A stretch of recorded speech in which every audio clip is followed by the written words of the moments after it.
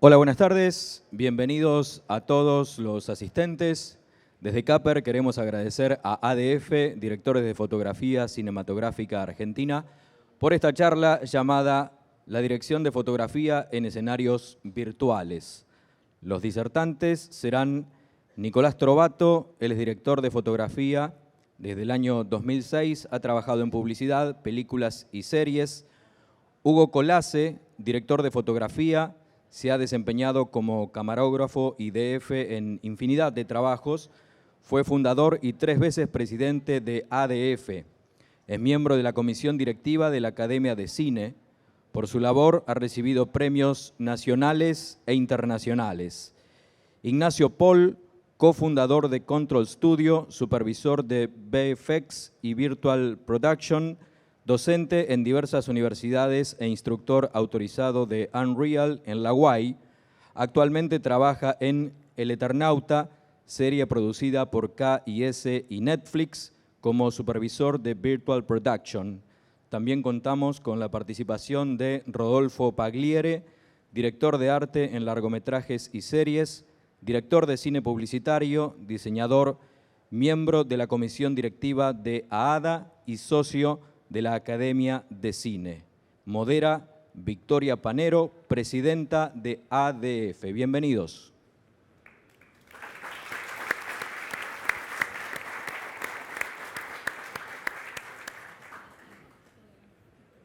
Hola, hola. ¿Funciona? Sí.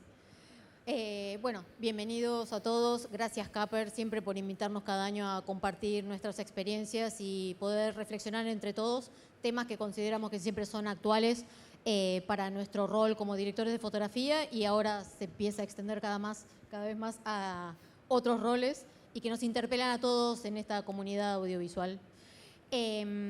Decidimos elegir este tema de producción virtual porque sentimos que, bueno, que es como el tema en boga que nos está atravesando a todos, no solamente a los directores de fotografía por nuestra inquietud a la hora de resolver estética y tecnológicamente este nuevo sistema de producción, sino que atraviesa y nos va a seguir atravesando a todas las áreas, no solamente a fotografía, sino a arte, a producción, obviamente, dirección, bueno, todas las áreas. Estamos atravesados por esto.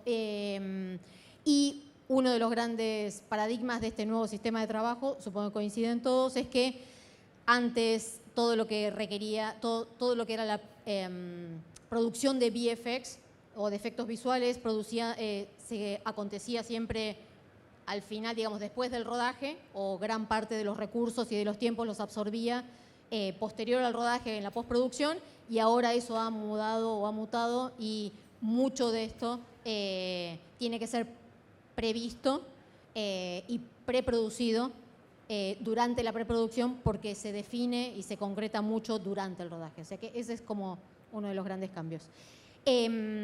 Organizamos una charla que también es un diálogo abierto, con lo cual no es que vayamos a hacer una exposición, porque la idea es que cada uno comparta su trayectoria en este nuevo sistema de postproducción, cada uno de su área, sino que sea un diálogo abierto, con lo cual si alguno tiene alguna duda sobre algún tema que estemos tocando en ese momento y quiere hacer alguna pregunta, puede hacerla en ese momento. ¿Les parece? Así también es más abierto, para que no sea una exposición esto tan rígida. Con lo primero que vamos a arrancar, que fue una charla que tuvimos con los chicos cuando tuvimos la reunión de pre, fue que no deja de ser una forma sofisticada de hacer, o una nueva forma de hacer efectos visuales, y que los efectos visuales nos atraviesan en la cinematografía desde los comienzos mismos del cine.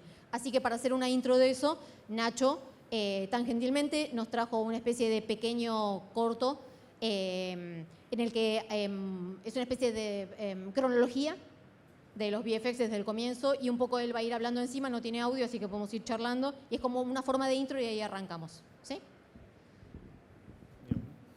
Ahí estamos, ¿no? ¿Se escucha? ¿Qué tal? Buenas tardes. Bueno, vamos a darle play a esto y empezar a charlar un poquitito.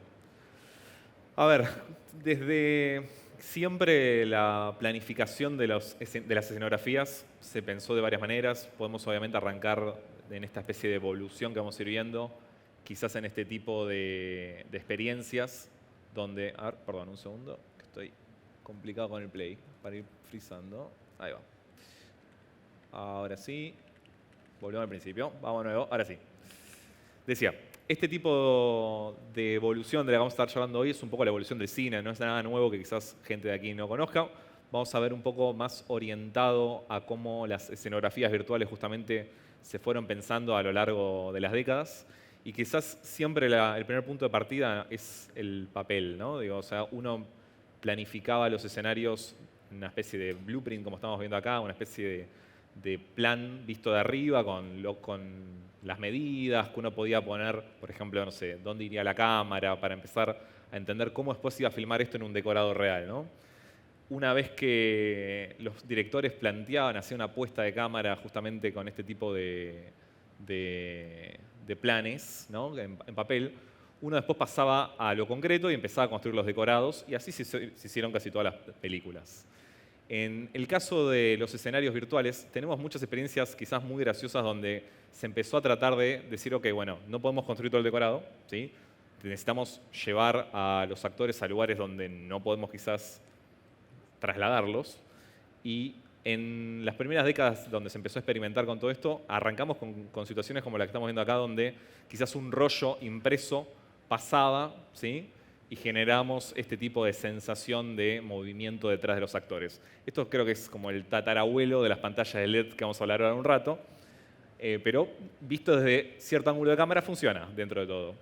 Obviamente es como los inicios del backprojecting, ¿no? Que todos conocemos un poco más y cómo se empezó a utilizar este tipo de proyecciones detrás en una tela, donde se utilizaban distintos tipos de proyectores que fueron evolucionando y mejorando a lo largo de los años, pero siempre para tratar de trasladar a nuestros actores a un lugar donde no se podía llevar realmente a la producción.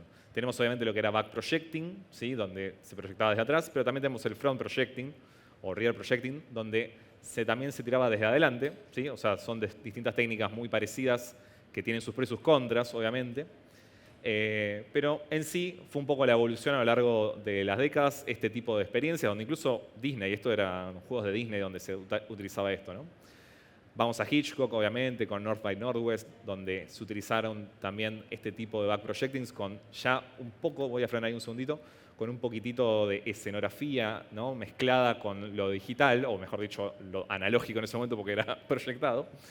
Pero en este caso empezamos a entender por dónde viene lo que hoy en día estamos llamando virtual production. Es falsear un poquitito lo que son los típicos decorados para tener algo que no se podía filmar atrás, ¿no? La interacción entre lo real y lo virtual, entre comillas, es clave.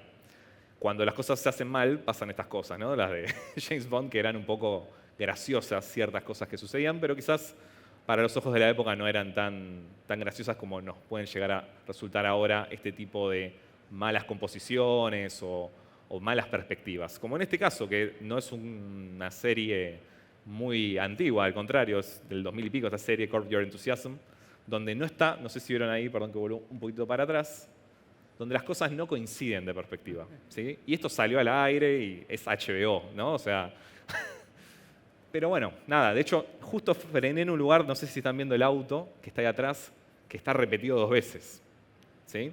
Hay un montón de problemas en esta filmación que salieron hacia el aire y nos lo comimos como si nada mientras salió, que hoy en día no podemos dejar pasar en un set de filmación, ¿no?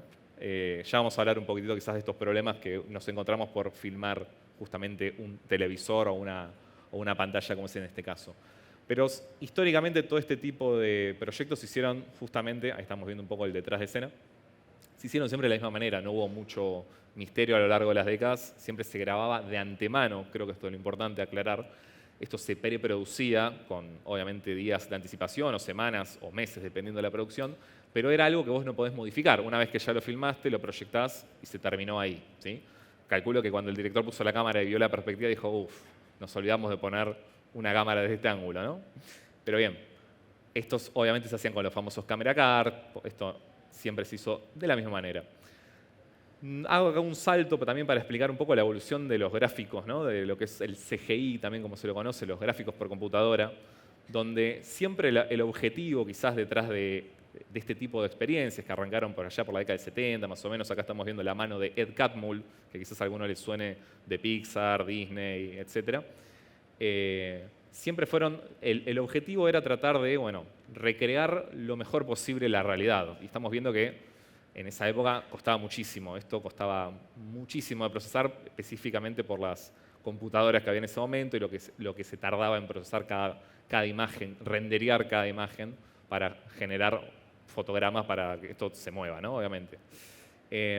Pero en esta época medio que se los utilizaba también para previsualizar, algo que ahora vamos a ver cómo George Lucas, por ejemplo, en su momento agarraba footage de la Segunda Guerra Mundial, lo editaba y lo utilizaba como una especie de previs, ¿sí? Que es una palabra que vamos a estar utilizando bastante, ya que un poco lo que es en sí la Virtual Production es previsualizar lo que va a pasar en set también.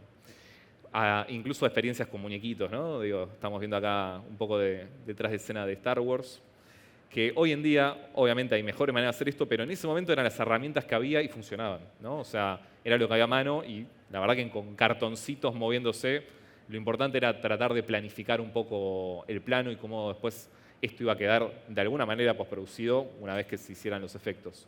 Así que todo este tipo de herramientas que los directores y todos los productores empezaron a utilizar a lo largo de las décadas se fueron refinando, ¿no? Acá estamos entrando en la etapa James Cameron de la vida, como le digo yo, que es probablemente uno de los mayores impulsores de todo este tipo de tecnologías, donde en el caso de Titanic estamos viendo una especie de lipstick camera, esas camaritas chiquititas que se utilizaron en este caso para filmar y encontrar encuadres en una maqueta construida a escala del Titanic. Entonces, en vez de hacerlo todo en una computadora, el tipo tenía una maqueta, ponerle del largo de estas 3 mesas, y con la lipstick camera iba encontrando el encuadre y a partir de ahí iba sacando su storyboard, ¿no? Iba sacando los encuadres y decía, bueno, ok, esto después lo vamos a hacer más o menos desde acá. Y así es como un poco se hizo el storyboard que están viendo ahí detrás.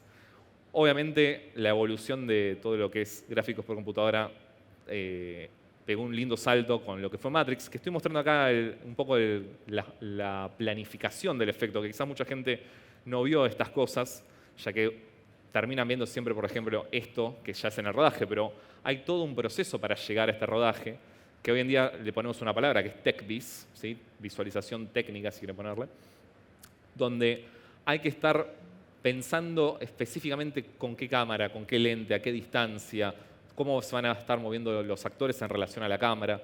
Y todo esto es importantísimo que esté planificado antes de llegar al rodaje, porque si no es muy difícil encontrarlo en vivo, ¿no? Que eso es una de las nuevas tareas que tenemos, tanto el departamento de fotografía como dirección, digamos, esta previsualización, que es algo que la gente de 3D o la gente, digamos, de la parte más de digital, digamos, lo tiene mucho más entrenado, porque ellos necesariamente para hacer el 3D necesitas previsualizar porque no siempre solo renderías lo que vas a ver. Entonces es una forma, me parece que en ese sentido ellos están mucho más entrenados en esa parte que nosotros, porque incluso en muchos de los proyectos que nosotros hemos hecho, pequeños, medianos y grandes, no siempre hemos tenido esa etapa de incluso poder hasta storyboardear todo ¿no? Sea en 3D, sea en papel, sea en lo que sea, no siempre tenemos la posibilidad de previsualizar todo el proyecto, solo en general lo hacemos cuando están implicados los VFX. Totalmente. Si no, en general no, digo, ¿quién ha hecho un proyecto en el que tenga el story completo de todo? Es como imposible. En cambio, ahora sí lo tenés que hacer. Y eso es uno de los grandes cambios nuestros, ¿no? Sí, sí, uno está casi obligado a planificar un montón de cosas, especialmente mientras más VFX obviamente haya.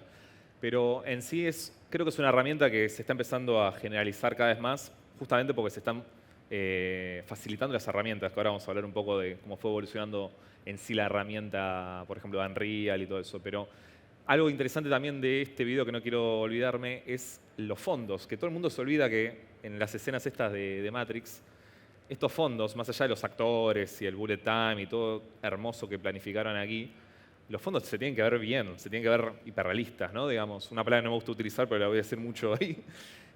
Uno tiene que creerse que el fondo está ahí. Y en este caso, nada, estamos viendo, por ejemplo, una especie de una incipiente fotogrametría, que es algo que también vamos a tocar ahora porque cada vez se está utilizando más para digitalizar la realidad. Y ahí estamos viendo esos fondos que están hechos con técnicas de pseudofotogrametría hecha por Paul de Bebeck, que quizás alguno lo conozca de los HDRIs, no me quiero ir por las ramas, pero toda esta tecnología de capturar la realidad y proyectarla y poder generar un modelo quizás a partir de fotos, que es un poco la fotogrametría, medio que tiene un fuerte salto ahí en Matrix. Y ahora sí estamos viendo un par de previs animados, mucho más parecidos a lo que hoy estaríamos acostumbrados a ver, que un previs, el fundamento, digamos, que tiene que tener es que sea algo rápido, que al director le sirva para ver cómo más o menos sería el encuadre. Por eso no se gasta mucho quizás en la calidad de la imagen, simplemente nada, que fluya y poder después editar con eso para ver si funciona o no una vez montado. Ahí estamos viendo de las segundas sagas, ¿no? De Star Wars, la Guerra de los Clones y todo eso. TechVis, obviamente también aquí en la escena de Matrix 2, en este caso hubo que hacer una planificación muy zarpada para ver cómo iban a estar moviéndose los autos en relación a la cámara. Y yo creo que sin ese video era imposible grabar. O sea, porque hay mucho... En esa escena, calculo que la habrán visto la gran mayoría aquí, hay una complejidad de los objetos que son digitales y reales que quizás nunca se dieron cuenta, pero hay un montón de autos que son digitales que te pasan por lugares donde la cámara sería imposible que pase, por ejemplo. Entonces tiene que haber una buena planificación entre todo el equipo para ver por dónde se va a estar justamente moviendo todo el equipo con la cámara y dónde después se va a agregar algo digital porque hay tomas imposibles en muchas de esas escenas. Acá estamos viendo a Rob Ligato, que es uno de los mejores, quizás yo considero personalmente, exponentes de lo que es Virtual Production de antaño, ¿no? Es una de las personas que estuvo experimentando con todo lo que pudo en todas las películas de James Cameron y otras que no fueron de Cameron también, donde trató siempre de generar herramientas para los directores de fotografía, por ejemplo, para que se sientan cómodos con esas manivelas que están viendo ahí, para que girar cámaras virtuales no sea moverla con el mouse o con el teclado, que es algo que quizás una persona que está acostumbrada a agarrar los fierros no es tan ducha, ¿sí? A crear keyframes para mover algo. Entonces, con este tipo de hardware que termina moviendo algo virtual, para personas que no están todo el tiempo sentadas en la computadora es mucho más fácil mover una cámara virtual de alguna manera, ¿no? Ahí estamos viendo un par de experiencias, creo que esto era del Aviador, en un momento que él estuvo como supervisor de supervisor de efectos visuales. Esta misma persona fue muy importante en el desarrollo de esto que están viendo acá, que para mí es un punto medio clave de cómo esto de repente explota, que es la cámara virtual, una VCam, como se la conoce muchas veces. Es nada más ni nada menos que una pseudo cámara, un visor con motion tracking, si quieren pensarlo, de alguna manera, donde uno puede estar moviendo algo en un espacio de captura de movimiento, como es en este caso, que tiene todas las cámaras ahí alrededor, y lo que uno hace con esa cámara, con ese objeto, se replica en un mundo virtual. Entonces, si tenemos las cosas alineadas entre lo virtual y lo real, es muy fácil poder estar previsualizando en un set cómo estaría haciendo eso si estuviese en ese mundo virtual, ¿no? Con la cámara en la mano, con un viewfinder, cambiando lentes inclusive, ¿sí? Y estas fueron las primeras pruebas de Avatar, que claramente fue un punto álgido, ¿no? Un punto muy, muy importante en lo que es Virtual Production para que esto despegue. Hubo un desarrollo muy fuerte, obviamente, en cámaras virtuales, pero no solamente en eso, sino que, por ejemplo, ciertos objetos también. Por ejemplo, uno podría asignarle esas bolitas a una luz virtual y empezar a iluminar como una especie de linterna, si quieren pensarlo. Digo, se podría tranquilamente aplicar a cualquier cosa este tipo de tecnologías que hoy se están usando en set. Por eso también lo quiero mostrar, porque esto tiene, no sé, esto debe ser 2006, creo que estas pruebas para una película que se estrenó en 2009, 2010, que es Avatar. Digo, fueron años de desarrollo y uno, si alguna vez escucha a James Cameron decir por cuánto le costó hacer Avatar, siempre habla dice el Research and Development, ¿no? El R&D, él habla. La investigación y la búsqueda detrás de estas tecnologías llevó millones de dólares. O sea, para desarrollar, creo que esa VCam, no quiero tirar a números así medio en el aire, pero creo que gastó algo así como 20 millones de dólares para que todo este sistema estuviera funcionando en vivo en el set. Y hoy en día, esto lo puede hacer cualquiera en su casa con un celular, si quisiera. Digo, lo que voy con esto es que se está democratizando un poco también este tipo de tecnologías que de antaño eran solamente para este tipo de blockbusters imposibles de alcanzar con los presupuestos que quizás uno cuenta aquí. Y hoy en día poder hacer esto con muchísima menos plata, la verdad que empieza a cambiar un poco el panorama en cuanto a desarrollo de historias, porque uno también a veces medio que se abatata, ¿no? Con contar cierto tipo de planos o cierto tipo de historias porque no podrían jamás filmarse con cierto tipo de presupuesto, ¿no? Y cómo los tiempos se van acortando al acceso a esa tecnología por estos desarrolladores libres que liberan cosas como Unreal Engine o esas cosas, ¿no? Como lo fue en su momento Blender con el 3D, ¿no? Totalmente, sí, el acceso libre es importantísimo para, obviamente, democratizar.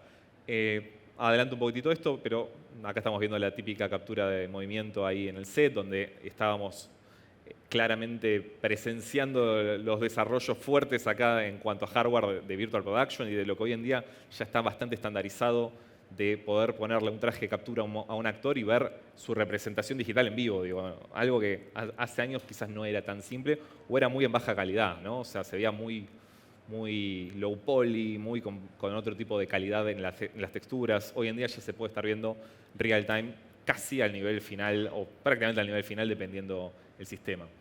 Acá un poquitito del desarrollo del libro de la selva, que tuvo muchísimo de Virtual Production, a pesar de que en ese momento no se le decía Virtual Production, obviamente.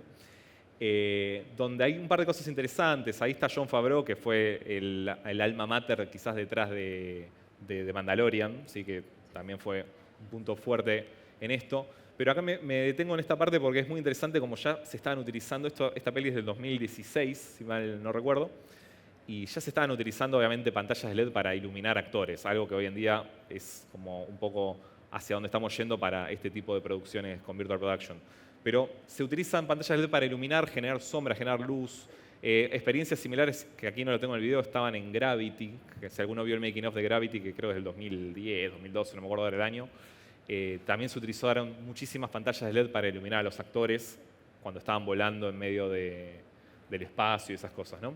Así que utilizar pantallas LED para empezar a iluminar actores con videos que responden de alguna manera a ese plano o al movimiento de cámara, hubo siempre experiencias, pero se empezaron a refinar y se empezaron obviamente a mezclar estos sistemas de traqueo de cámara en vivo con las pantallas. Entonces ahí es donde uno empieza a decir, bueno, ok, yo puedo tener un sistema de traqueo en vivo, puedo mover la cámara por donde quiera y se van a poder hacer experiencias de este estilo que estamos acostumbrados a ver quizás en la tele hoy en día, de realidad aumentada, realidad mixta, como se le llama. Acá van a recorrer un par de stands y van a ver este tipo de experiencias que ya cada vez están más al alcance de tener una computadora con una placa una capturadora de video, un sistema de traqueo y uno lo puede estar haciendo, no te digo en su casa, pero es mucho más viable en ese sentido, ¿no? Cómo esto también empieza a irrumpir en los programas de televisión a nivel, ¿no?, más espectacular, donde generan esas cosas como The Weather Channel para generar un poco de sensación ahí, o en la época de la pandemia, donde no se podía ir a los estadios, que hubo muchos partidos donde se les agregaron inclusive personas de manera virtual porque quedaban vacías los estadios.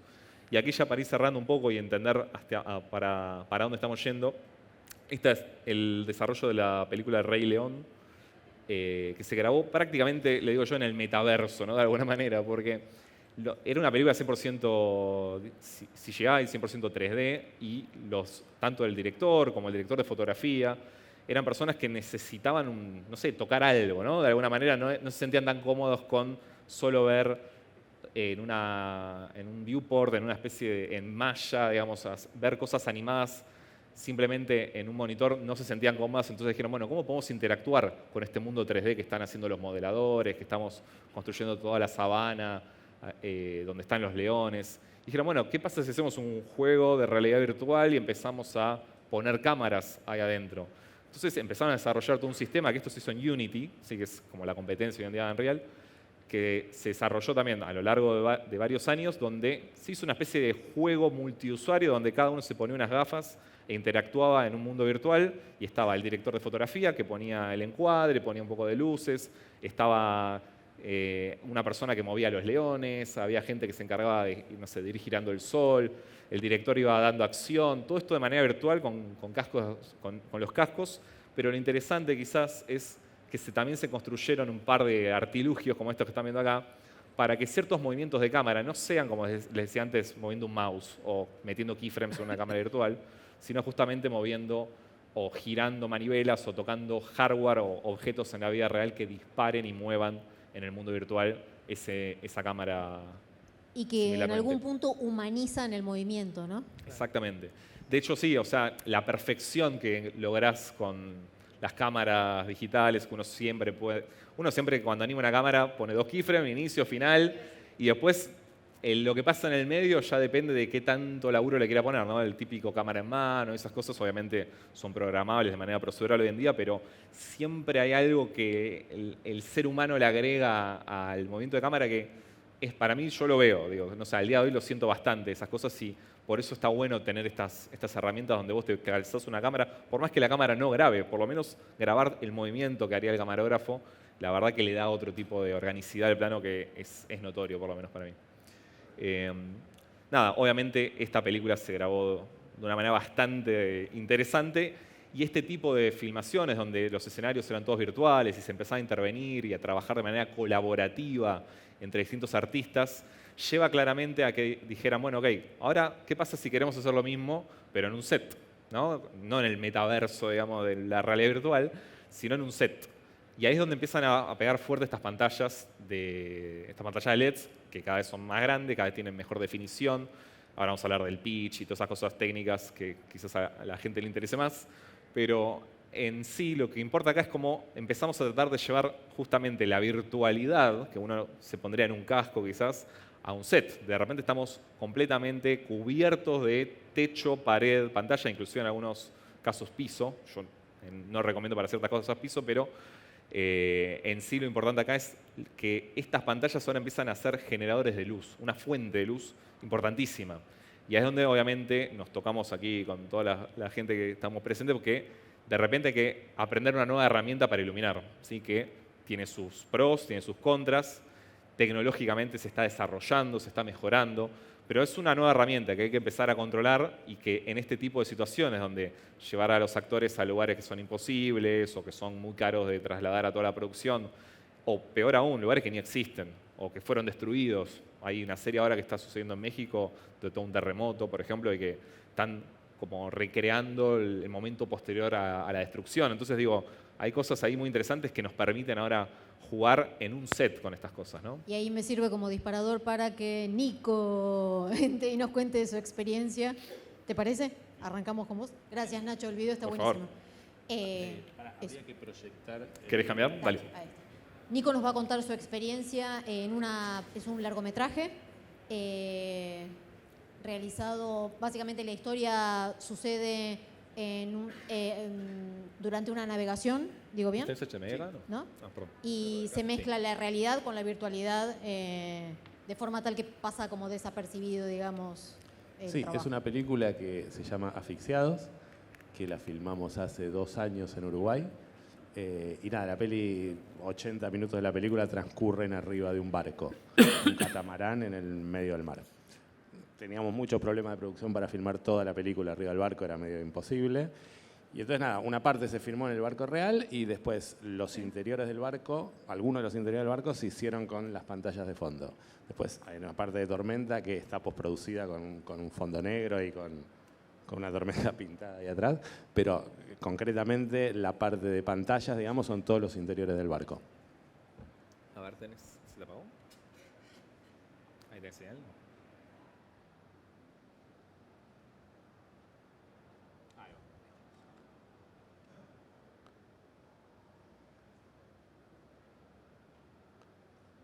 Ahí están viendo. Bueno, nada, si quieren muestro como unos ejemplos y digo, esto es una parte de la película que es en el barco real. Esto lo filmamos en el medio del océano. ¿Todo bien? Todo bien. Y el Por corte suerte. de ¿Ustedes en qué esto andaban? Testimonial, poquito. Ah, dale. ya va a suceder Así adentro siempre del... derechito, ¿Así? No tenés que hacer nada. Derechito. Voy a buscar champán. Te vengo. Esto. Esto ya es un decorado y lo que se ve de fondo No te sacas la es la túnica. pantalla. Teníamos varios problemas de producción, digamos. Uno de los principales problemas que teníamos es que no podíamos mover el barco, digamos. El barco estaba apoyado en el piso del estudio. Hicimos primero unas pruebas con Unreal para... Yo quería hacerte una pregunta primero, Nico. ¿Esto fue pensado de antemano? Cuando encararon el proyecto, ¿la intención era hacer una parte real y una parte virtual? ¿O cómo fue ese? No, porque es importante porque para Fue entender pensado de que nos antemano, atraviesa sí. a todos, digamos. Fue pensado de esa antemano, decisión. pero fue pensado de antemano muy al final de los pensamientos. O sea, con muy poco tiempo de antemano. Hubo como un cambio de rumbo a un mes de empezar a filmar o 20 días de empezar a filmar, donde se decidió pasar a hacerlo en pantallas. En un principio se quería hacer todo arriba del barco y se quería hacer algunas cosas en un decorado que no tuviesen ventanas de fondo, que eran unos camarotes chiquititos, pero era imposible productivamente, digo, pasaban muchas cosas desde que no teníamos cobertura, que era como una obviedad, pero era un tema porque el mar, más allá de si llueve o no llueve, hay mareas, hay vientos, hay un montón de cosas que hacen imposible salir a filmar, y pasaba todo arriba del barco, entonces no es que había mucho más que hacer que no fuese eso. Disculpa, para entender que no necesariamente optamos por este sistema de producción solo para hacer Star Wars, ¿se entiende? O crear solo un decorado, sino que son soluciones de producción, digamos. Sí, o sea, sin duda, sí. que- Sí, son soluciones de producción del diseño de producción de una película, de cómo encararla. Digamos, hicimos pruebas en Unreal, hubo un momento que se pensó en hacerlo en Unreal y la verdad que quedaba muy mal el agua sobre todo. O sea, había algo de la naturaleza del agua que era muy, muy falso.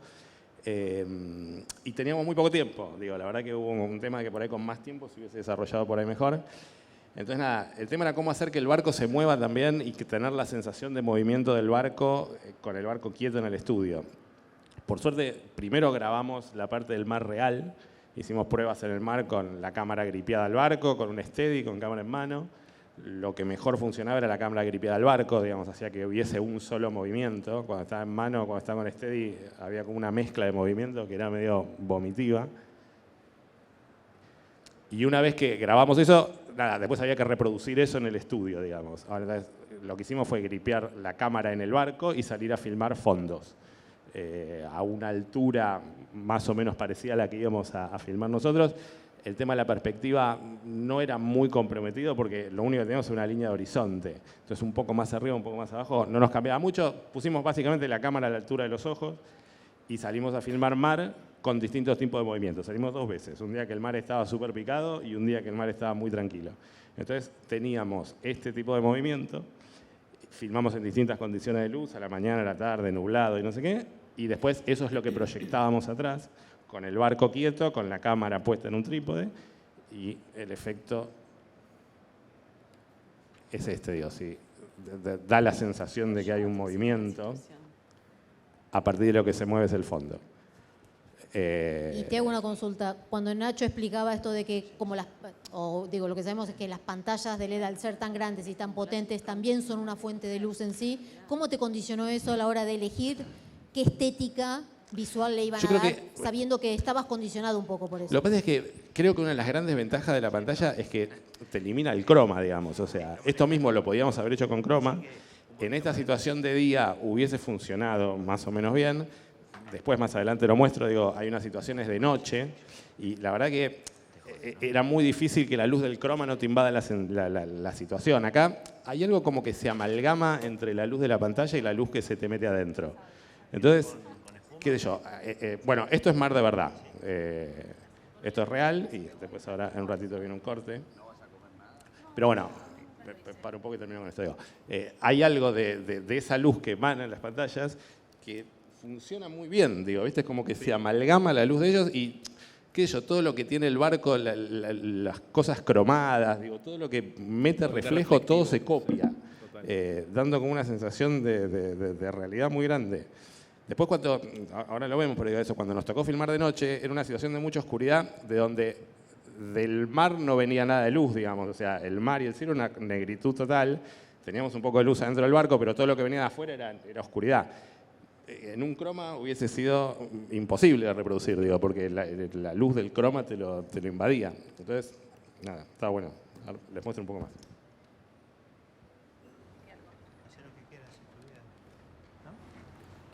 Con todo lo que es obviamente reflejos y refracciones, vidrios y todo eso, la verdad que es donde empieza a, no sé, ahí por ejemplo, si esto lo hubieses grabado después, por ejemplo, con, no sé, gente tomando, todo lo que sea refracciones, está buenísimo, porque digo, ya ese tipo de planos donde después se hacían antiguamente con croma y uno tiene que picar el croma y ver cómo la botella altera lo que está atrás y hacer la refracción de una botella para que el fondo digital que debían. Siempre parecen planos re estúpidos, pero No, y para eso, los que lo hacemos siempre cuesta el doble porque hay que está en calcular vivo. muchas cosas. Esto es real, esto es en el estudio, digamos. Claro. Teníamos como que él estaba Baraglia piloteando el barco en medio de la noche. Esto de noche nos hubiera sido muy difícil filmar en el mar real, digo, no teníamos permiso para navegar de noche, básicamente por el tipo de barco que era. Y acá lo que hicimos fue como un invento que en realidad lo que salimos a filmar, lo filmamos de día, el reflejo de la luna en realidad es el sol. Hicimos una especie de noche americana y le cortamos en la línea del horizonte y le pusimos negro por atrás. Pero pasa esto que digo el croma, como que desde el mar hacia acá no se mete nada de luz. La única luz que hay es la que está dentro del barco y el resto es negro. Y aprovecho, Rodolfo, para preguntarte, desde arte, esto que comentaba Nacho antes, que cuando el VFX era producido con un fondo de croma, a diferencia de ahora de las pantallas, ¿en qué te cambió en la concepción del diseño también, desde la utilería misma del arte, a poder elegir materiales que antes no podías usar en el croma y ahora sí? Hola. Sí, digamos, tiene muchísimas ventajas en ese sentido, en la elección de los elementos. Si hablamos específicamente de pantallas planas, digamos, en donde no estoy hablando de Unreal, podemos movernos con muchísima libertad y sin duda hay muchas más posibilidades que cuando estamos con fondos de color. Pero es un detalle menor, digamos. Hace muchos años que trabajamos con cromas y entonces hay una práctica en donde uno ya sabe con qué sí, con qué no. Distinto es el tema de Unreal, que hemos estado trabajando con Hugo, algún proyecto en forma conjunta, en donde el trabajo, la posibilidad de que la cámara al moverse transmita la diferencia de paralaje en la estructura de los fondos y estos fondos en 3D conserven el sentido de movimiento que tiene la cámara, hacen que eso sí sea para nosotros los directores de arte un trabajo muy, muy fuerte en términos de preproducción sobre todo.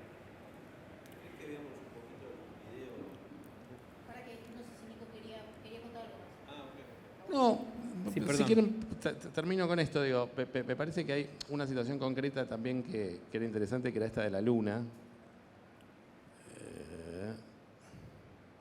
Esto. Que es un poco la misma historia, digamos. O sea, por guión ellos están hablando de la luna, hay una conversación que habla sobre la luna y la escena que dura 3 minutos, digo. Nunca hubiéramos tenido la luna esa. Hicimos un poco lo mismo, digo, es una noche americana con el reflejo del sol y después la luna está aplicada ahí mismo, no está puesta en post, digamos. Sobre la pantalla pusimos la luna y el resto de la pantalla la apagamos, de la mitad para arriba. Entonces, digo, la pantalla también permite un poco eso, digo, tener zonas que tiren más luz, zonas que se apaguen directamente.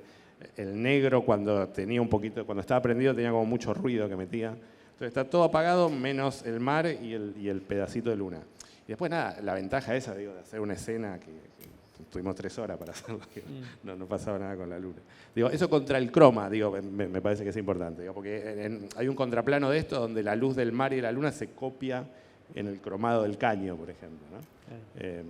Una cosa que vemos, que yo lo había visto, que te lo comenté, lo había visto en un making, me parece, de una serie de Netflix, 1899, no me acuerdo el nombre, que hablaba de que los actores también sentían que les beneficiaba el hecho de tener el decorado. Y vos habías hecho un comentario sobre cómo los actores habían capitalizado el barco real, el movimiento del barco real. Lo que nos pasó, digamos, que como filmamos primero el barco real y el estudio, por una cuestión de producción, digo, se filmó todo lo que fue el mar y el barco, paramos 2 meses de filmar y volvimos a filmar 2 meses más tarde. Tenía muy interiorizado ellos los movimientos del barco, actoral, digamos, cómo se iban balanceando adentro del barco. Y la verdad que funcionaba bien porque, digo, teníamos la pantalla que nos daba a nosotros la sensación de movimiento, después movíamos las cortinas con ventiladores, con tancitas, o sea, hacíamos como que haya cosas en cuadro que se mueven y ellos se balanceaban un poco muy bien, digamos, tenían como una buena memoria de cosas, y viendo el movimiento de la pantalla se daban cuenta si el barco se estaba moviendo mucho o si el barco se estaba moviendo poco. Y después nada, digo, la comodidad de filmar un estudio contra filmar en el medio del mar, que era una pesadilla absoluta. Menos vómitos, digamos. Muchísimo menos vómitos. Igual tomábamos Aeromar, pero no sé por qué. Por la pantalla. ¿Quieren abordar ahora el proyecto que compartieron Hugo y Rodolfo, más allá de las experiencias, pero ese que compartieron juntos? Si quieren hablar un poco de ese proyecto, decime. Plantear eso de ver un poquito, es un videito muy chiquitito, muy cortito, que es como una introducción, y después, digo porque vos tenés larga data para largar. Es este, ¿no? No más que vos. Para que más o menos ilustrar un poco de qué se trata lo que va a contar Rodolfo.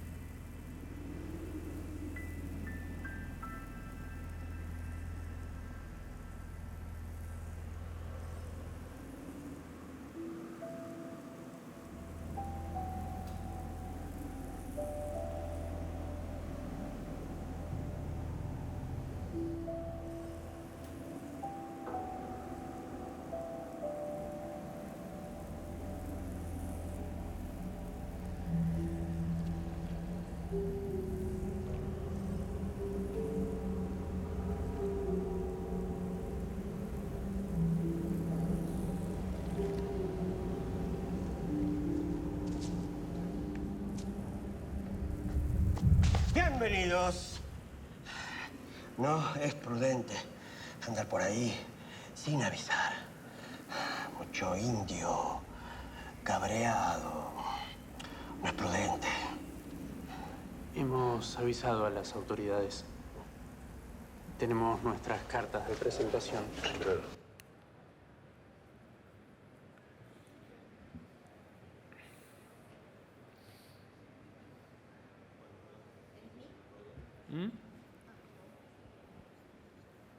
No, bueno, el desafío para nosotros era una película de 1800, que trataba de 1800, y la idea era mucho campamento, mucha situación de campo, nocturno. El presupuesto de la película era bastante flaco y la alternativa era hacerla, estábamos buscando estudios, pensando en cómo hacer esa noche de ese campamento. Acá llegamos hasta el atardecer, nada más donde ellos llegan al campamento. Es un campamento militar. Y bueno,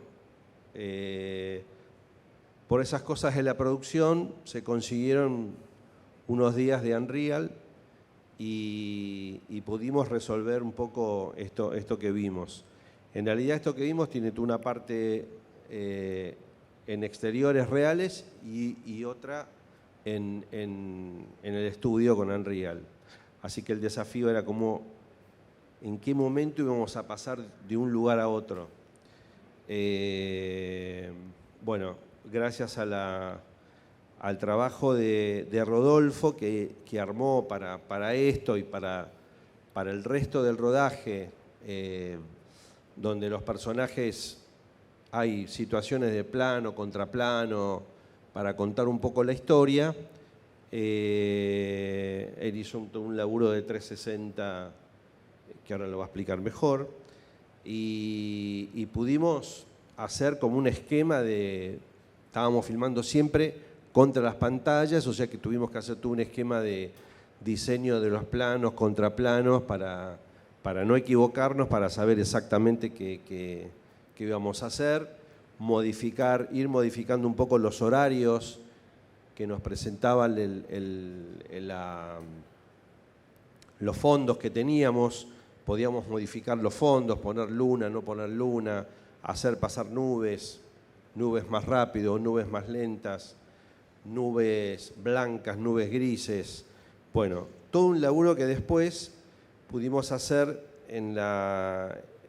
darle todo como un carácter al final cuando volvemos a la realidad, al final del relato cinematográfico, cuando volvemos a la realidad, dado que no teníamos planos demasiado grandes, yo le pude dar en color un poco la textura que habíamos tenido con las pantallas. Por lo tanto, volvimos a tener de nuevo como una situación así como de largo,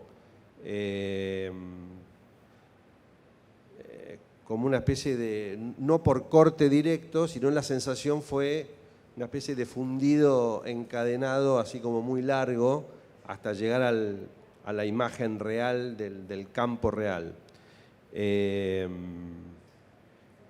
Para mí era la primera vez, por supuesto, es como las primeras veces que uno está con mucho miedo y investigando, creemos que llegamos a buen puerto. Por supuesto que esto, me parece que cada situación nueva va a ser materia de investigación, porque hay muchas cosas por aprender todavía, muchas, y como todo lo digital va cambiando todo el tiempo. O sea, cuando vos creíste que aprendiste una cosa, sale una nueva versión. Exacto. No, y una de las grandes cosas que me parece que aquí vimos un buen ejemplo para también tener en cuenta es que antiguamente, si pensamos este tipo de situaciones, imagínate que una parte hubiera estado pensada para hacer con croma y luego hacer el VFX para aplicar ese fondo, hay un elemento que vos estás usando acá que hubiera sido imposible usar, que es la textura del, ¿cómo sería?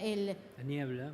Sí, la niebla o el polvillo, ¿se entiende? Sí, en Eso, ese caso usamos... cuando vos sabés que estás condenado a hacer Sí. el tradicional VFX, vos esa textura de ambiente nunca lo hubieras podido poner en el set en el momento de la grabación, porque es imposible hacer eso. Sí, eso se aplica después, inclusive nunca es tan real. En ¿entendés? Cacodelphi habían tenido una experiencia complicada con humo y me asustaron un poco con el tema del humo, porque lo que decían era que de la luz de las pantallas pegaba en el humo y rebotaba, y eso iba a ser todo. Hubo algunos momentos en que tuvimos que bajar un poquito el humo, pero no fue tan grave. La verdad que fue como bastante controlado todo. Lo que sí, tuvimos la precaución de alejar lo más que se podía elementos. No era tan grave los elementos, sino los personajes, alejarlos lo más posible de las pantallas. Eso sí tuvimos la precaución. Bueno, ahí Rodolfo, si quiere. Sí, bueno, antes que ninguna otra cosa, me parece que digamos, como primera experiencia, compartirla con Hugo fue maravilloso.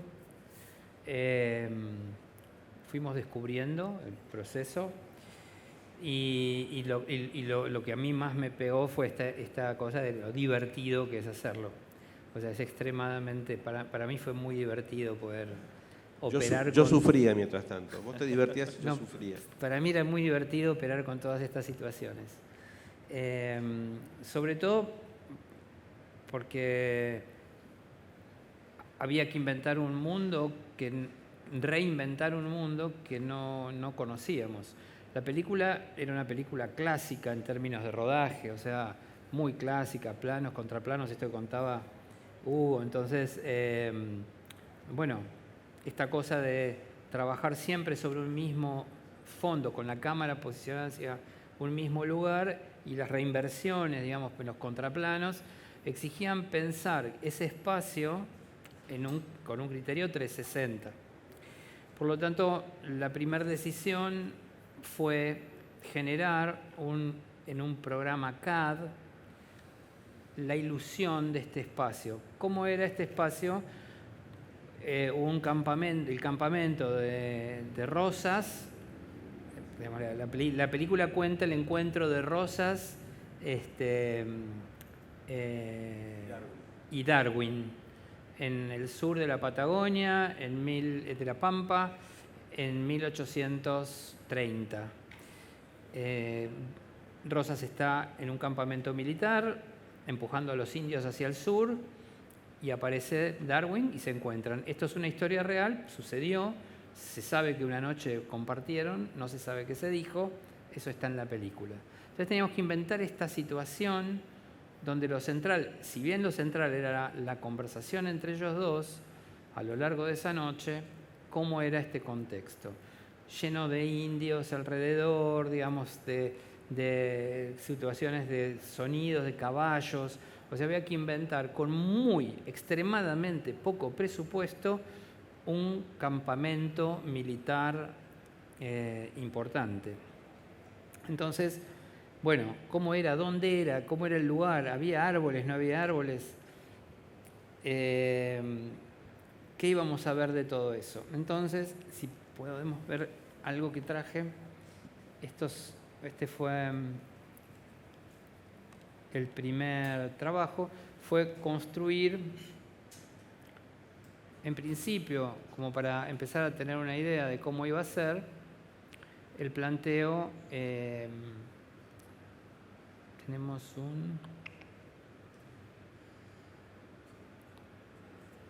no, primero Capper, el Power, sí.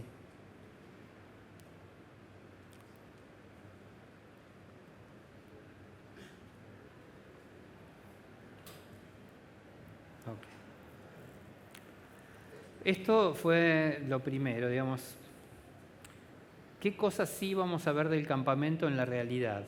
Lo que vemos ahí es la pantalla curva donde se iba a proyectar la imagen Unreal, una posición de cámara con dos opciones de lentes y el mínimo posible de utilería básica, que era un fuego, dos carpas de soldadesca, que eran dos carpas pequeñas, y una carpa de oficiales. De la carpa de oficiales, en todo lo que eran nuestros exteriores, porque lo que estábamos planteando acá eran exteriores, solo íbamos a ver un ángulo. Luego íbamos a ver la carpa de oficiales en interiores. Entonces, digamos, sobre un presupuesto mínimo era trabajar con esas dos carpas, la gran carpa que entraba a cuadro en algunos momentos y finalmente todo el resto, el campo hacia el fondo y el resto de las carpas del campamento con sus correspondientes fuegos, los caballos, los establos, etcétera, etcétera, todo eso Unreal. Y eso fue lo que fuimos a construir. La próxima. Y te hago una pregunta, ¿sienten que les benefició esa atmósfera polvorienta o para poder generar el valor de brillo de esos fuegos proyectados y el fuego real? Y la pregunta es, ¿tuvieron fuego real o todos los fuegos eran proyectados? Por el valor de brillo que pueda tener una pantalla y el fuego real como... No, había fuego real y había fuego inventado en 3D, pero podíamos controlar ese fuego inventado en 3D, la velocidad de latido, la intensidad, el croma, si el fuego era más amarillo o menos amarillo, eso multiplicado por 2, 3, 6, 20, 10, 100 fuegos, los que quisiéramos. Hay una cosa también de que la atmósfera esta de humo y de nos unía absolutamente todo. El tema siempre cuando uno trabaja con humo son las continuidades de planos por objetivo, por más cerrado, más abierto.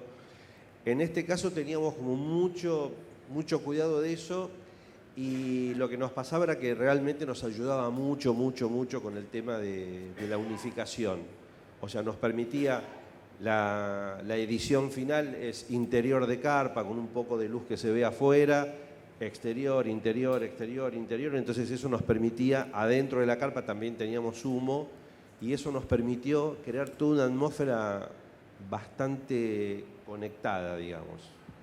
Eso yo creo que es lo interesante esto de cómo vamos capturando tips de los diferentes proyectos en las diferentes circunstancias y qué cosas van funcionando y qué no, a la hora de empezar a tener una especie de, te dijera, como de listado de ideas que uno tiene que tener en cuenta a la hora de crear, ¿no?, digamos, la identidad visual de un proyecto en función de esta nueva herramienta, digamos. Nos ayudó mucho un concepto que teníamos preparado para el principio, antes de que apareciera la idea del Unreal, que era que una vez que ellos entraban en el campamento, Darwin y su ilustrador, entraban a un mundo un poco extraño, un poco irreal, mágico, un poco irreal, exacto.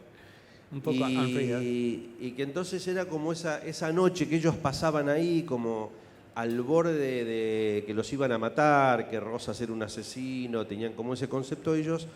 Nosotros habíamos pensado, por las dudas que tuviéramos que hacer en un estudio con telas negras, también meter humo, niebla, que era la que venían trayendo, ponele, desde el campo real antes del anochecer. Cosa que íbamos a tener dificultad si teníamos que hacerlo con croma. Como sabemos, el croma y el humo no se llevan bien.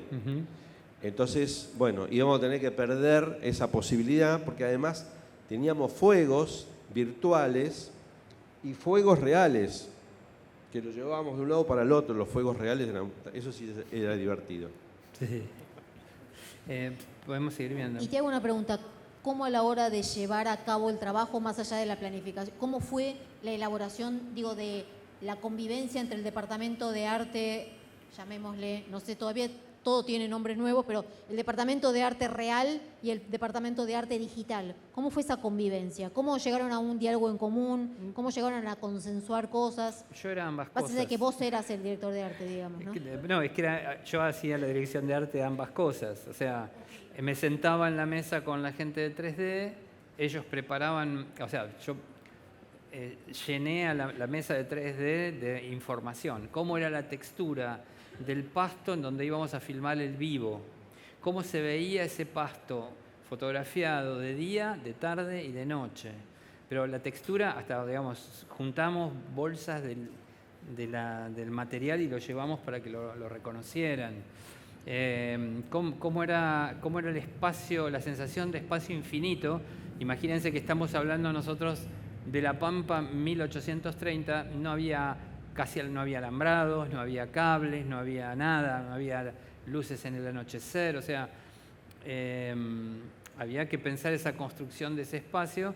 Entonces yo proveía muchísima información, por ejemplo, el establo, digamos, vamos a ver cómo era un establo con un caballo adentro 3D en el contexto de un campamento militar. Bueno, nada, era básicamente eso, proveer mucha información al equipo de 3D. Y una vez que preparaban ellos los modelos, sentarme y empezar a hacer ajustes que tenían que ver con texturas, con color. Y la pregunta es, ¿cómo te enriqueciste vos también con el feedback de ellos? Porque convengamos que toda la gente de arte digital, en algún punto, capaz que estoy diciendo cualquier cosa, pero me parece, son toda gente que su background son artistas 3D autónomos, ¿se entiende? Que de pronto están trabajando en función de un proyecto donde la decisión de arte viene bajada por otra línea. ¿Me explico cómo es la convivencia? Sí. Porque de hecho tenemos que convivir, así como nos pasa a nosotros con los eléctricos en la vida real y los iluminadores de 3D. Digo, ¿cómo fue? ¿Sentiste que...? A ver, yo siempre pido que un trabajo de avanzada por parte de ellos en el sentido de mostrar qué es lo que ellos interpretan del brief que yo doy, a partir de lo que pide el director, lo que pide la historia, etcétera, etcétera. Siempre ese primer planteo sorprende, muchas veces hay muchas correcciones para hacer, pero increíblemente el aporte de ese inicio es fundamental. Y luego resoluciones, ¿no? Cosas que tienen que ver con la técnica, en la cual yo prácticamente fui aprendiendo estas cosas. O sea, es genial poder decir, bueno, no sé, esta niebla, digamos. Hice un segundo proyecto luego, que también tenía que ver, que era bastante complicado, con muchas escenas de noche en Unreal, en donde esto de poder decir niebla 4, no niebla 2, o niebla 6, no, 7, marquemos, niebla 7. A ver, de nuevo, no, volvamos a la niebla 6. Entonces son como graduaciones que uno empieza a hablar de la niebla, pero la niebla con el sol acá es una cosa, si el sol está acá, la niebla es otra. Digamos, la situación cromática cambia completamente. Los objetos de la realidad de utilería tienen un color por sí mismo que, bueno, después se pueden tocar, digamos. Hugo hizo un gran trabajo de fotografía en ese sentido, pero el matching conjunto con Hugo y la gente de 3D para lograr que el tema de, sobre todo cromático, funcionara, es realmente una experiencia así. Por eso me parece divertido, porque es todo el tiempo sorpresas, ¿no? Sí, queríamos terminar de mostrar eso, porque me parece que es útil entender cómo uno llega a eso.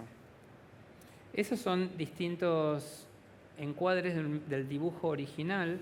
Ahí podemos parar un cachito. Fíjense la posición de la cámara. Vemos las dos carpas que eran reales y la carpa grande, la C1, que era la carpa de los oficiales.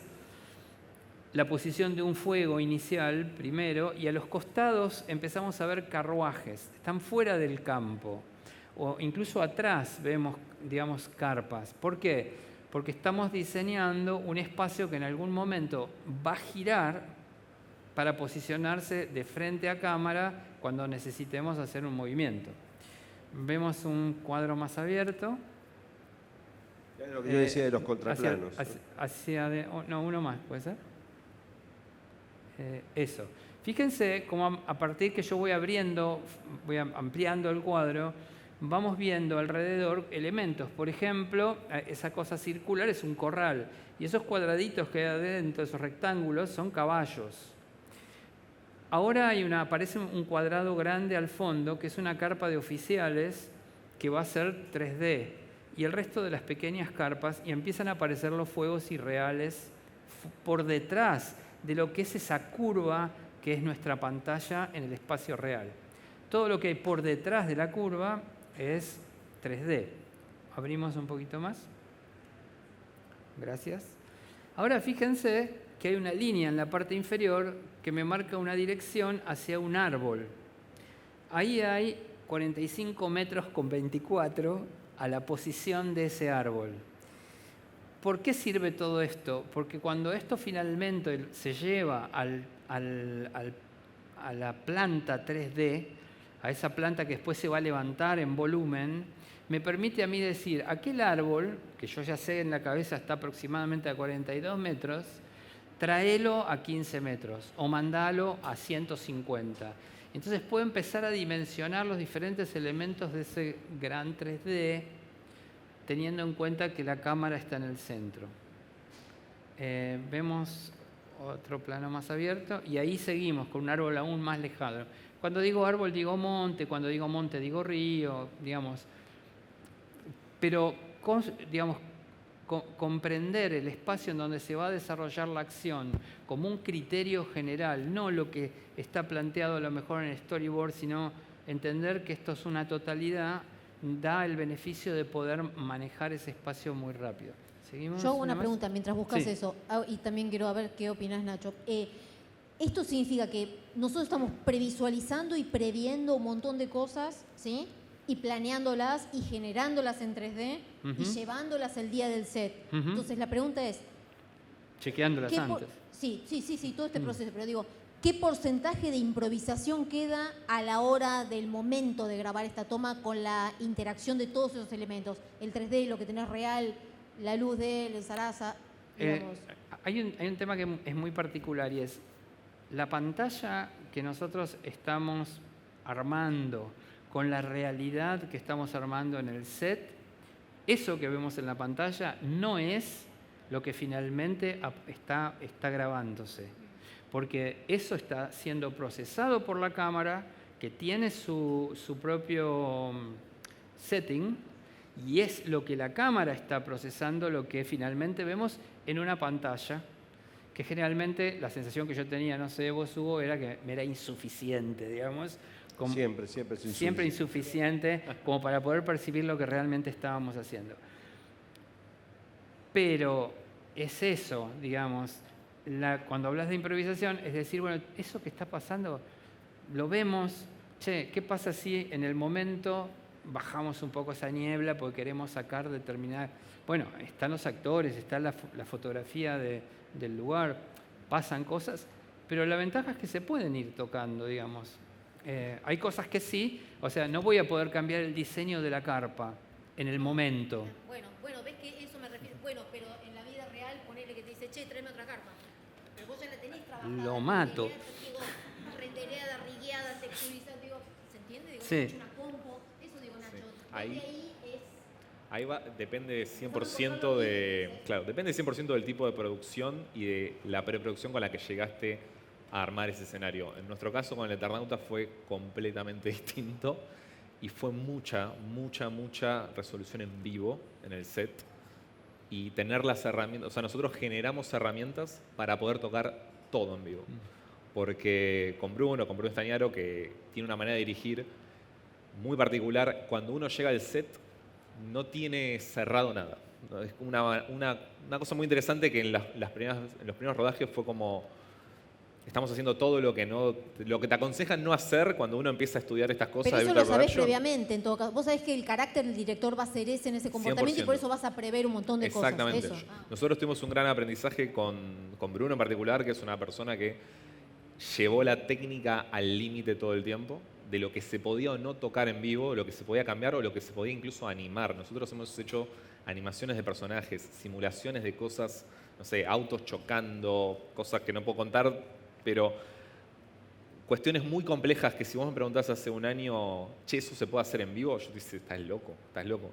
Y tuvimos como un aprendizaje a lo largo, nosotros con el Eternauta estuvimos hace 3 años, hoy estaba hablando con alguien afuera, aquí afuera me preguntaban cuánto hace que estaban haciendo eso, 3 años de preproducción en cuanto a desarrollo de herramientas para que todo esto funcione en vivo.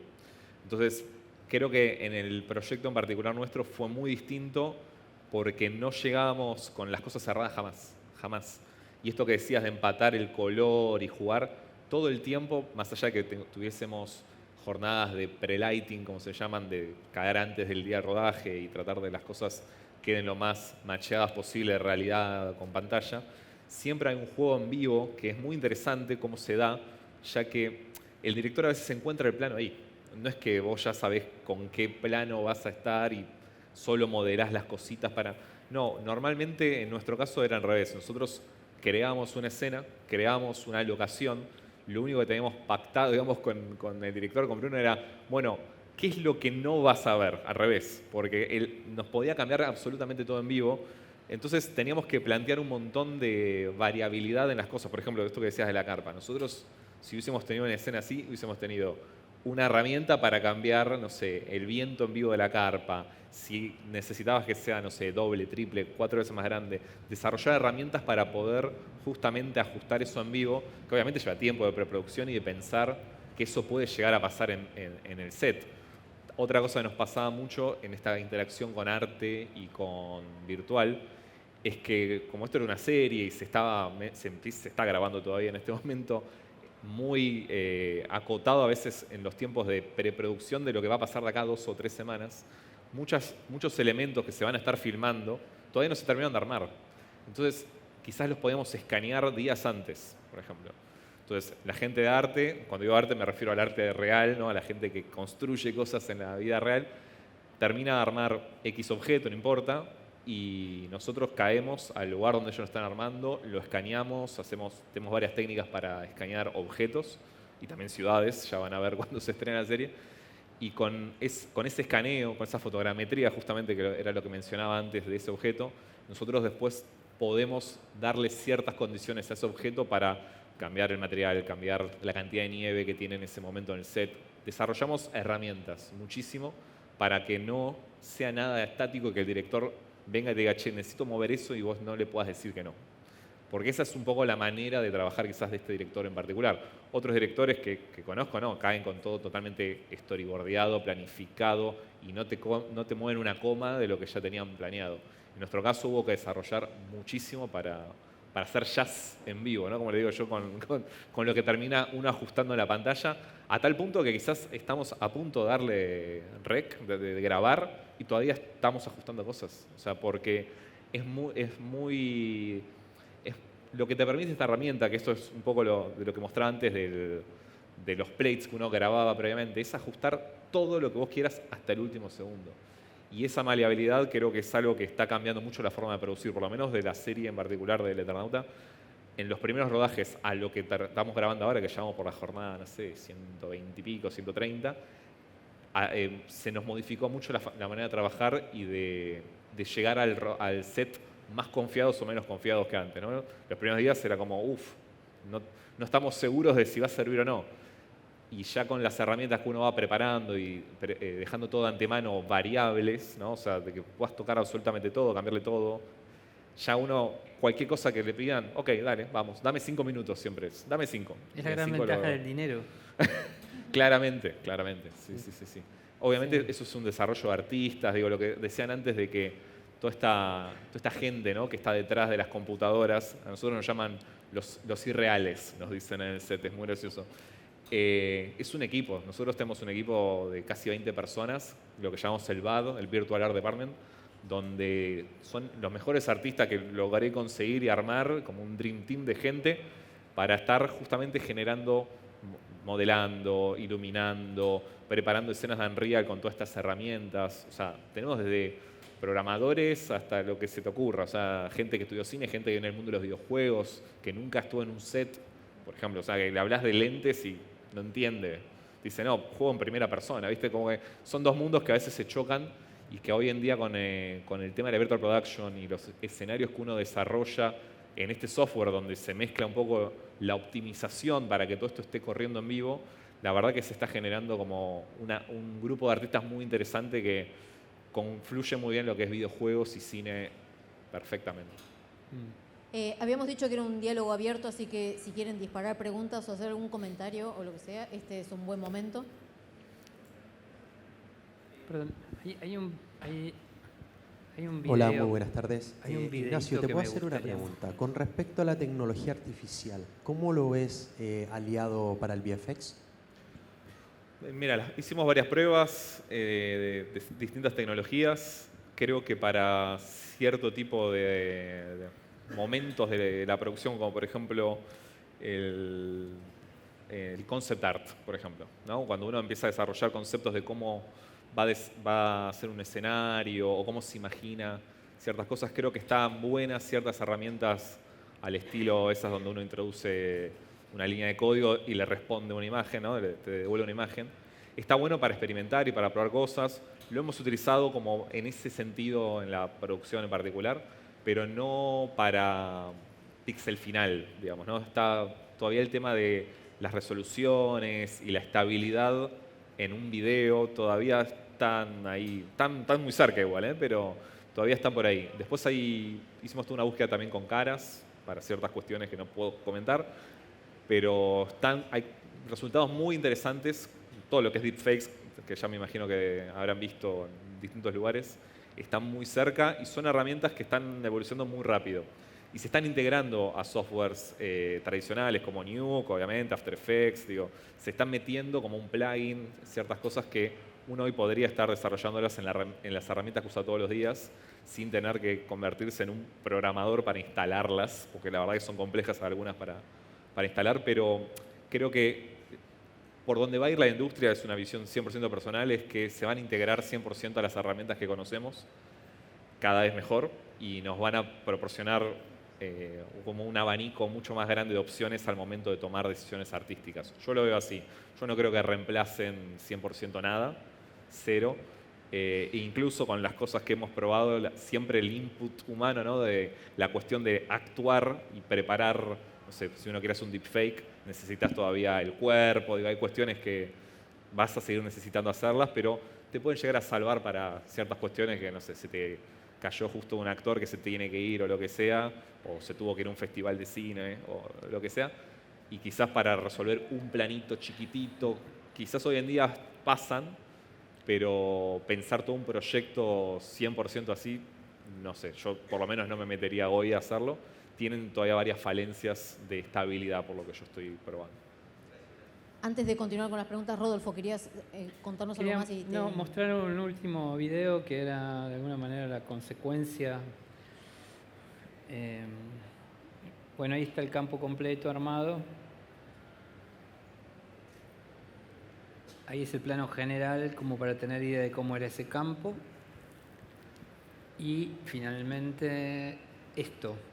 Esto está grabado de una de las pantallas de Unreal, donde vemos, lo que estamos viendo ahí es lo que yo dibujé transformado en una estructura 3D.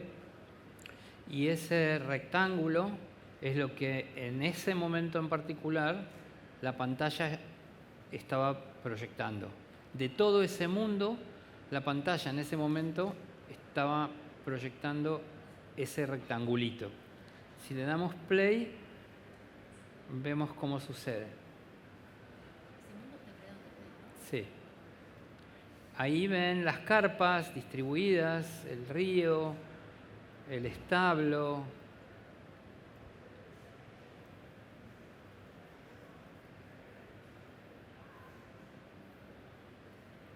Y allá al fondo el pedacito que en realidad la cámara está tomando. Y eso es lo que en ese momento estaba ahí, en la pantalla. Creo que hay uno más. Está buenísimo ver todo el proceso, ¿no? Y una Y cosa esta para es una aclarar, imagen de ese momento. El decorado ese era todo generado en 3D. Eso es ¿no? todo 3D y vivo adelante. Y el maquillador en medio del campo. Ok. Muy buen ejemplo, muy buen ejemplo. ¿Alguien quiere disparar otra pregunta? Allá. ¿Te llevo?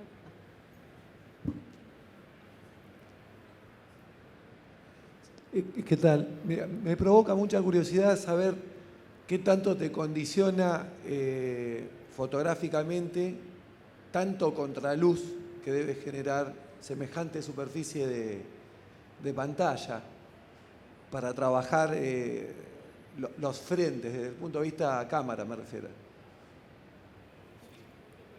¿Se entendió la pregunta? Sí. Sí, sí. Sí, lo que pasa que... ¿Cómo? Claro, sí. En realidad el brillo de la pantalla se regula, se puede regular perfectamente. Siempre tiene que estar en un tema también ese porque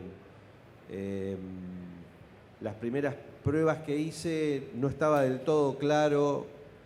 Entonces era como que la primera prueba, sobre todo, que estaba como muy condicionado por la cantidad de luz que tenía que tener adentro, o sea, estaba demasiado brillante la pantalla. Después empezamos a hacer más pruebas, a ir varios días y ver, sacar conclusiones y eso, y pudimos llegar a un acuerdo de bajar la mayor cantidad posible del brillo. Pasa que tiene sus condicionamientos eso también, porque se empiezan a ver otras cosas en la pantalla que no digamos, tiene un rango de luminosidad que tenés que respetar. Hay un máximo y un mínimo. Pero en ningún momento me sentí complicado con ese tema. Y tenía, a veces, hay una pantalla que está arriba que tiene incrustados todavía los lectores, ¿no? Sí, los puntos de track. Los puntos de track. Para que vos puedas tener una iluminación y a su vez también no interferir en esos puntos de track. Y también se puede graduar, se puede bajar, se puede meter otro tipo de color. Yo lo usaba bastante como luz de base, mínima, como para poder empezar a entender un poco el mundo que yo mismo quería crear de esa noche, cómo iba a ser esa noche, qué tipo de características. Al tener las pantallas lo menos luminosas posibles. Nunca sentí que me estuviese invadiendo, como si fuera una luz potente de contra. Nunca lo sentí, siempre fue como un fondo perfectamente controlable, ¿no? Hay que trabajarlo, ¿viste? Eso al principio te asusta. Yo al principio veía estas cosas y decía, bueno, no sabía bien cómo lo iba a abordar. O sea, era como que yo me había imaginado una cosa y de repente aparecía esto como diseño que nos servía para entender ese campamento, pero al mismo tiempo es como que cómo darle el clima que queríamos darle, no solamente la cuestión técnica funcionaba ahí, que tenés que abordarla muy ayudado por la gente del lugar, por Rodolfo en este caso, y después empezar a darle una intención a todo eso, no solo resolverlo técnicamente. No sé si está contestada la... Sí, ok. También podés también alejar a la gente, o sea, tenés varias... Claro. Tenés varias maneras de contrarrestarlo, digamos, eso. A mí lo que me complicaba bastante no era la luminosidad de la pantalla, sino el color de la pantalla. Porque nosotros laburábamos con un LUT y ya habíamos grabado en el mar de verdad y teníamos el mar real grabado. Cuando generamos el material le copiamos el mismo color que teníamos al mar y después cuando la cámara capta el color de la pantalla, nada que ver. Nada que ver. Sí. Entonces había como que en vivo corregir el color de la pantalla, pero con unas herramientas, en nuestro caso, bastante limitadas. Digo, la verdad que eso es lo que peor quedó del vivo. Después cuando vinimos a hacer color acá, hubo que enmascarar las ventanas y hacerle color particularmente a las pantallas, con el quilombo de que una cabeza se pasaba por adelante y no sé qué, de repente estaba haciendo un croma de nuevo. Sí, es complejo, pero es complejo. Eso fue lo que más me complicó a mí, digamos, el enmachar el color de la escena real con el color de las pantallas. En ese caso me da la impresión de que el croma tiene una ventaja, el croma y después la... Porque en el caso que ahora hay una disputa con respecto a eso, pero por lo menos normalmente te entregan los dos archivos, o sea, el compuesto y el... Entonces, al tenerlos separados vos podés tocar el fondo. Acá es como todo en vivo, o sea, todo lo que toques de la pantalla... Si no lo tocaste antes, y cuando lo tocaste antes, en el momento del rodaje, tampoco estás demasiado seguro, porque sabés que te falta una parte después que se termina en color. Yo creo que en ese sentido el croma tiene una pequeña ventajita. Claro. Es interesante porque claramente lo que ve la cámara es lo que manda. Tus ojos, vos cuando caes en un set y ves la pantalla y cómo se une con el piso, en nuestro caso estuvimos muy locos con el color blanco porque era todo nevado. Entonces el blanco tenía que machar sí o sí, no hay chance de que puedas hacer una extensión digital y que los blancos del piso nevado con lo digital no mache. Es un proceso técnico bastante complejo, pasamos por varias pruebas, llegamos, no les digo al principio del rodaje que le encontramos la vuelta, sino a lo largo del rodaje fuimos desarrollando como distintas técnicas al punto donde, nada, con color checkers y lo que uno utilizaría normalmente, logramos empatar realmente los mundos y no siempre te sirve la misma calibración para las distintas escenas. Digo, esto es algo que hay que siempre tomarse un tiempo para hacer el ajuste fino, pero si uno está en un rodaje apurado y de repente hay que tirar plano y eso no se resuelve bien, es lo que vos decías, ya te quedó pegado el fondo. Claro. De todas maneras, siempre se puede rotocopiar. Sí. Una situación que hacíamos con el... Perdón. Había una situación que la primera imagen, el día que empezamos a rodar, el director se asustó mucho porque estaba muy saturado. Yo estaba usando una curva muy contrastada y tenía razón, estaba como demasiado saturado, color y contraste y todo eso. Entonces con el DIT lo que hicimos fue directamente los monitores, el monitor nuestro, lo dejamos en RAW. Yo sé, Martín, que el RAW no se ve, o sea, me lo prohibiste, pero para que se entienda, lo veíamos en log, en logaritmo, y entonces ahí se quedó más tranquilo. Por más que le explicáramos, no, mirá que después lo vamos a trabajar, Se volvió loco, entonces dijimos, bueno, entonces vamos a verlo en logaritmo todo y listo. Ah, así me gusta, decía. Así me gusta. Bueno, no va a quedar así, pero... Yo tengo una pregunta. ¿Estamos anclados al día de hoy? No digo que esto quizás vaya a mutar, que seguramente lo sea. ¿Estamos anclados en este momento a trabajar con ciertas herramientas por cómo está conformado el estudio? ¿Estamos anclados a un modelo o tipo de cámara porque está armado así ese seteo en ese estudio? Y por un lado me interesa el tema de la cámara y por otro lado me interesa el tema de las ópticas. ¿Y cómo trabajamos el tema, para Nacho, ¿no? ¿Cómo se hace esa traducción de cómo se comporta naturalmente una óptica y cómo trasladamos ese comportamiento natural al 3D, digamos? A ver, es una buena pregunta. Es larga la respuesta. La voy a abordar desde varios lugares chiquititos. Primero de todo, vos tenés que replicar el movimiento, número uno, de la cámara para que todo funcione, como explicaba recién, el tema del paralaje, ¿no? O sea, el paralaje es clave que esté todo en sincro, porque si no, no camina. Si vos no tenés cámaras que puedas genloquear o sincronizar perfectamente con todo el resto del sistema, no te va a servir estar grabando una pantalla con una escena de Unreal en vivo. Habiendo dicho eso, vos podés tener plates. Sí, o sea, depende del sistema de traqueo. Acá en Capper quizás van a encontrar también un par, digo, no quiero nombrar a ninguno y dejar afuera otro, digo, pero hay varios sistemas de traqueo que uno le puede poner a cualquier cámara que lo soporte, que el mismo sistema, o sea, vos le podés introducir el tema del foco, por ejemplo, y qué tipo de óptica estás usando, y eso se replica y se manda justamente al software Unreal, y Unreal replica virtualmente ese cambio de foco, esa profundidad de campo y ese tipo de lente. Incluso la distorsión del lente que genera. Muchas veces tuvimos que desactivarlo eso. Sí, eso es, calculo que estás hablando del MOSIS, casualmente que era el que suena ahí. Muchas veces, por cuestiones que a veces escapan a la producción, en muchos casos conviene frizar el movimiento de este paralaje porque quizás te conviene que no se esté actualizando el fondo por alguna razón de que, no sé, estás haciendo un movimiento donde de repente el sensor entra dentro de un auto o de una casa que tiene un techo y no tenés sensores en ese lugar, entonces la cámara, como tiene un sensor de traqueo que está buscando siempre estos puntos, de repente se pierde en el espacio. Entonces tenés que encontrarle distintas vueltas según el plano y a veces sí conviene desactivar este tipo de actualización en vivo que te da estos sensores de traqueo de movimiento. Pero hay ciertas cámaras que están preparadas para obviamente esto, casi todas las cámaras profesionales, no voy a nombrar marcas, pero casi todas las que se utilizan habitualmente sirven perfectamente. Y insisto, depende del tipo de producción y del plano que uno esté buscando. Si uno quiere grabar con estas pantallas y que se actualicen paralaje, sí, vamos a cierto hardware, pero hay virtual production mucho más amateurs, si querés, donde uno puede prescindir de cierto hardware avanzado y costoso y obtener resultados bastante decentes con muchísima menos plata.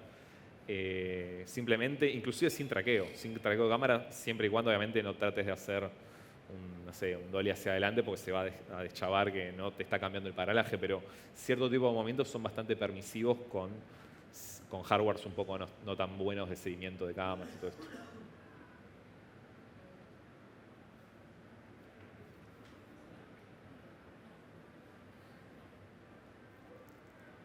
Bien.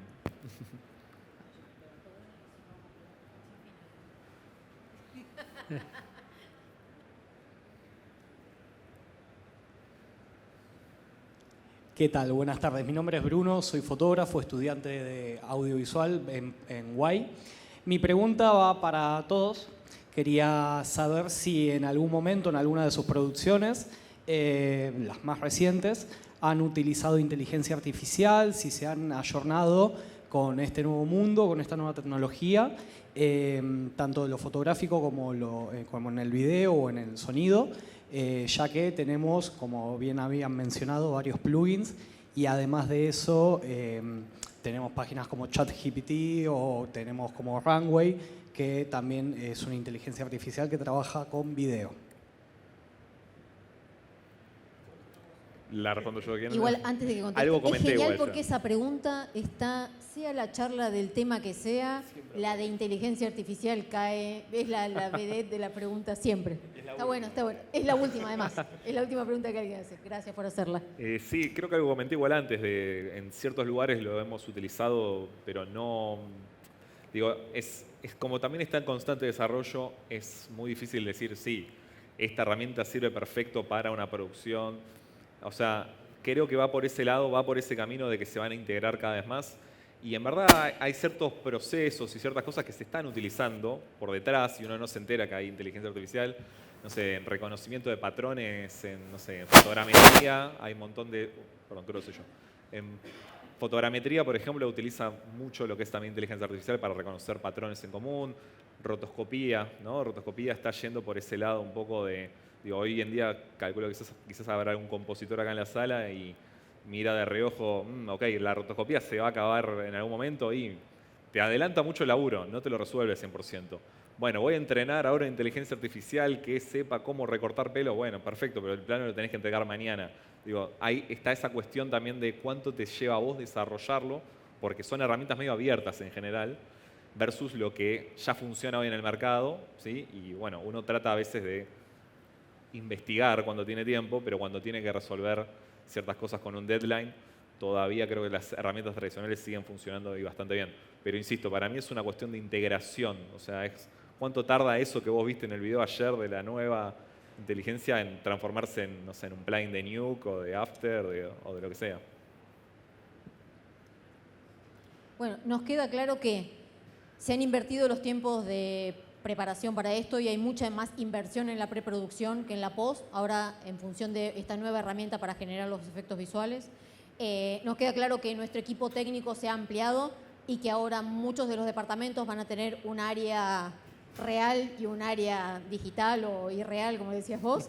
Me parece que muchos más artistas del 3D se están trasladando como a nuestro campo de trabajo y eso es un enriquecimiento en todas las áreas, Rodolfo lo decía también. Así que nada, y otra cosa, sigue inevitablemente, es una herramienta que está en desarrollo. De hecho, yo hablaba con Nacho que la semana pasada fue ese Summit en Latinoamérica, que fue uno de los más importantes sobre producción virtual, y se están desarrollando cosas y nadie tiene todavía la respuesta cierta de eso, con lo cual para mí, digo yo, Victoria, mi recomendación es frente a un proyecto, mucho test para ir como más atajado en eso, mucha atención a las características físicas que tengan los elementos que van a convivir en lo real y en lo que luego se va a reproducir en el 3D. Me parece que ese es como otro tip.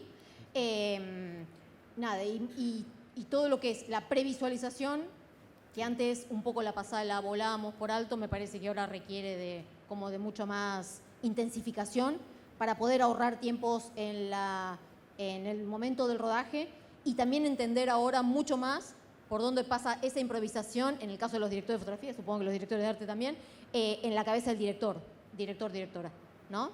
Cómo pasa su proceso creativo y cuál es ese porcentaje de improvisación que va a utilizar en el momento de la grabación. Eso me parece que es súper importante para tener en cuenta.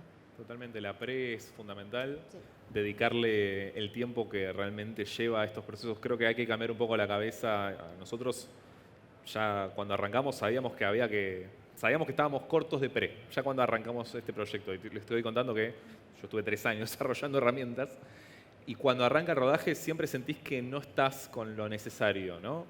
Y entender un poco que la producción tiene que seguir adelante y vos tenés que encontrar una solución. Si pasa algo en set, hay que resolverlo, no queda otra. Entonces, mientras más te anticipes a esos problemas, justamente preparando herramientas maleables, creo que mejor van a salir los rodajes y menos problemas van a tener la gente en adoptar esta tecnología, porque quizás en las primeras experiencias siempre pasa esto de que quizás uno o no estaba lo suficientemente preparado, o no estaban las herramientas listas, o no había plata para desarrollarlas.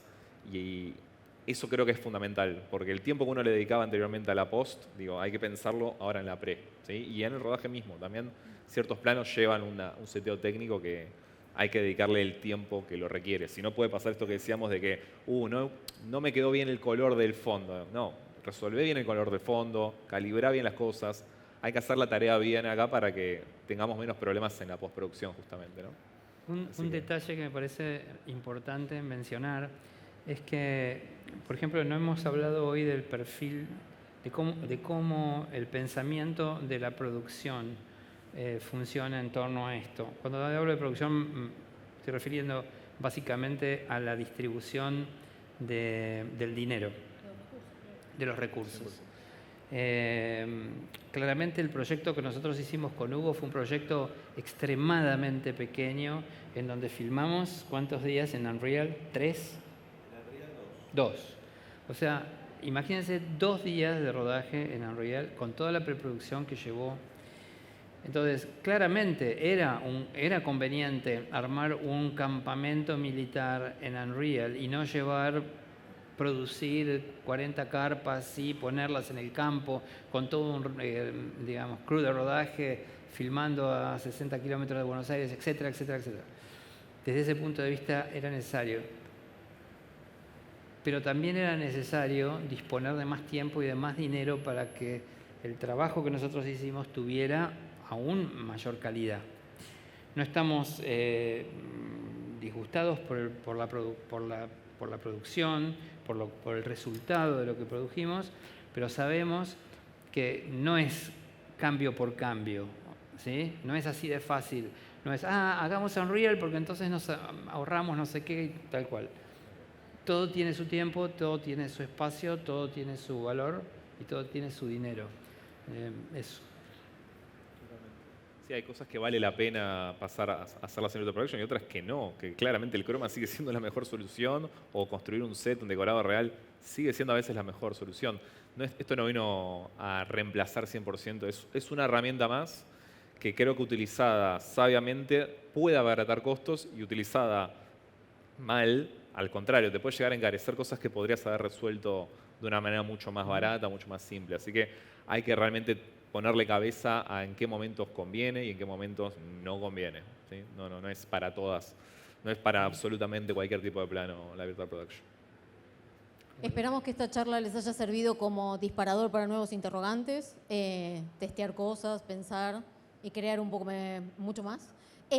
Agradecemos Hugo Colase, Ignacio Paul, Nico Trovato, Rodolfo Pagliere, Pilar y Caper, siempre por recibirnos con los brazos abiertos cada año, y seguramente nos vemos el año que viene con algún otro tema que sea interesante para todos nosotros. Gracias.